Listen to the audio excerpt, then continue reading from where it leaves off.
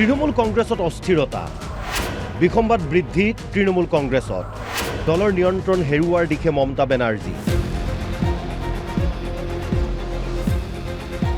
নিৰ্বাচনত কোনো ৰাজনৈতিক দলৰ পৰাজয় স্বাভাৱিক পৰাস্ত হোৱাৰ পাছতেই দলীয় অন্তৰ্কণ্ডলত বিধ্বস্ত হৈ পৰা দলহে দেখিবলৈ পোৱা নাযায় কিন্তু এবাৰ পশ্চিমবংগত সেই দৃশ্য দেখিবলৈ পোৱা গৈছে ক্ষমতা হেৰুৱাৰ পাছতে অথন্তৰে চূড়ান্ত ৰূপ লৈছে তৃণমূল কংগ্ৰেছৰ পৰিস্থিতি এনে পৰ্যায় পালেগৈ যে তৃণমূল কংগ্ৰেছৰ বিসম্বাদী গোটৰ নেতা ঋতব্ৰত বেনাৰ্জীক বিধানসভাৰ অধ্যক্ষই বিৰোধী দলপতি হিচাপে স্বীকৃতি দিয়ে অৰ্থাৎ ক্ষমতা হেৰুৱা মমতা বেনাৰ্জীয়ে দলৰ ওপৰত নিয়ন্ত্ৰণো হেৰুৱাইছে তৃণমূল কংগ্ৰেছত দেখা দিয়া পৰিস্থিতি সাম্প্ৰতিক ৰাজনৈতিক প্ৰেক্ষাপটৰ এক গুৰুত্বপূৰ্ণ পৰিঘটনা বুলি ক'ব পৰা যায় তৃণমূল কংগ্ৰেছত যি পৰিস্থিতিৰ উদ্ভৱ হৈছে এই পৰিস্থিতি যোৱাৰ ডেৰ দশকৰ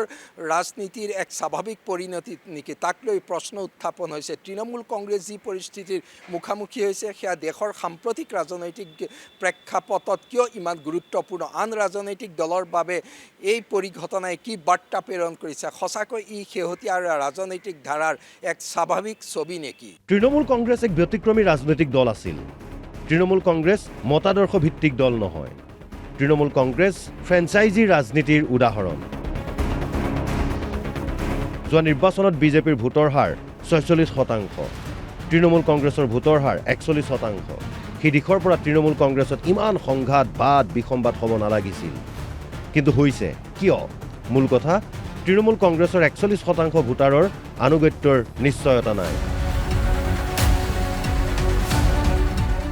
এই দিশটো চালি জাৰি চালি বুজিব পাৰি কিয় ইমান দ্ৰুতগতিত তৃণমূল কংগ্ৰেছৰ সংগঠন ভাগি পৰিছে ১৫ বছৰ ক্ষমতাত থাকোঁতে মমতা বেনাৰ্জীয়ে এক ৰাজনৈতিক অৰ্থনীতি গঢ়ি তুলিছিল চৰকাৰে কল্যাণকামী আঁচনিৰ জোৱাৰ আনিছিল বিশেষকৈ মহিলা কেন্দ্ৰিক আঁচনি বহুত লৈছিল মুছলমানসকলক সুৰক্ষা দিছিল কৃষক দলিত অসংগঠিত খণ্ডৰ শ্ৰমিক স্থানীয় ঠিকাদাৰ আদি সামাজিক অৰ্থনৈতিকভাৱে সুৰক্ষা দিছিল মমতা চৰকাৰে এই কামবোৰ কৰিবলৈ যাওঁতে পশ্চিমবংগত ফ্ৰেঞ্চাইজি ৰাজনীতি চলালে মমতা বেনাৰ্জীয়ে যোৱা ডেৰ দশকত ব্ৰেণ্ড মমতা আৰু ফ্ৰেঞ্চাইজি ৰাজনীতিয়ে তৃণমূল কংগ্ৰেছৰ মূল চালিকা শক্তি হৈ পৰিল ভোটাৰসকলে তৃণমূল কংগ্ৰেছক নিৰ্দিষ্ট মতাদৰ্শৰ দল বুলি গ্ৰহণ কৰাতকৈ পৃথক ধৰণেহে গ্ৰহণ কৰিছিল উদাহৰণস্বৰূপে পৌৰ নিকায়ৰ পাৰিষদে মানুহক সহায় কৰে পঞ্চায়ত সদস্যজনে আৰক্ষীক মেনেজ কৰে দলীয় কৰ্মীয়ে মানুহৰ লাভ নিশ্চিত কৰে ৱাৰ্ড পৰ্যায়ৰ দলীয় কৰ্মীয়ে প্ৰতিবেশী লোকক সুৰক্ষা দিয়ে বিবাদ হ'লে তৃণমূল কৰ্মীয়ে মধ্যস্থতা কৰি মীমাংসা কৰে এনেধৰণে সমৰ্থন ভেটি গঢ় লোৱাৰ দলে ক্ষমতা হেৰুৱালে কি হ'ব পাৰে কাৰণ জনসাধাৰণে জানে ক্ষমতা নাথাকিলে কোনো ধৰণৰ কাম কৰিব নোৱাৰিব তৃণমূল কংগ্ৰেছৰ নেতা কৰ্মীয়ে মমতা বেনাৰ্জীয়ে ৰাজ্যিকৰ পৰা বুথ পৰ্যায়লৈকে ফ্ৰেঞ্চাইজি ৰাজনীতি বিয়পাই দিছিল কিন্তু এই কথা সত্য যে ফ্ৰেঞ্চাইজি ৰাজনীতিৰ মূল শক্তি হৈছে ক্ষমতা ক্ষমতাত নাথাকিলে কাক কোনে ফ্ৰেঞ্চাইজি দিব তৃণমূল কংগ্ৰেছৰ নেতা বিধায়ক সাধাৰণ কৰ্মী সমৰ্থক সকলোকে মমতা বেনাৰ্জীয়ে ফ্ৰেঞ্চাইজিত জড়িত কৰাইছিল